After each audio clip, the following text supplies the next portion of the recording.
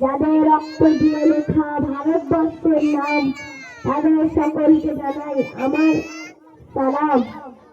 আসসালামু আলাইকুম। উপস্থিত সম্মানীয় অতিথি,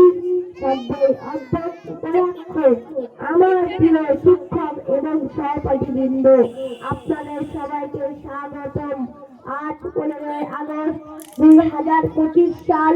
আজকে আমরা ভারতের 79তম স্বাধীনতা দিবস উদযাপন করার জন্য সবাইকে জানাই ভারতীয় স্বাধীনতা দিবসের আন্তরিক শুভেচ্ছা ও অভিনন্দন। আজকের দিনে কিছু বলার সুযোগ পেয়ে আমি খুবই আনন্দিত। 1947 সালের 15 আগস্ট ভারতের ব্রিটিশ রাজশক্তি শাসন কর্তৃত্ব থেকে মুক্তি হয়ে স্বাধীনতা লাভ করে। 15 আগস্ট দিনটি প্রতিটি ভারতীয়দের জন্য অত্যন্ত সম্মান এবং গর্বের বিষয়।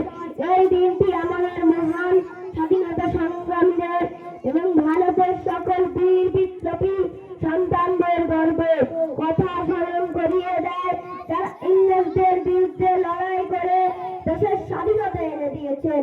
তাদের আত্মত্যাগের বিনিময়ে এসেছে আজকের স্বাধীনতা। এই দিনে সারা ভারতে জাতীয় পতাকা উত্তোলন হয়, বিভিন্ন সাংস্কৃতিক অনুষ্ঠানের আয়োজন করা হয়। এই অনুষ্ঠানে বিভিন্ন দেশের মানুষ একত্রিত হয়ে অনুষ্ঠানটি প্রদর্শন করেন। আসুন আমরা অঙ্গীকার করি আমরা আমাদের দেশকে বিশ্বের সেরা দেশ হিসাবে গড়ে তোলা। আমি একজন ভারতবাসী হিসাবে গর্বিত। জয় হিন্দ।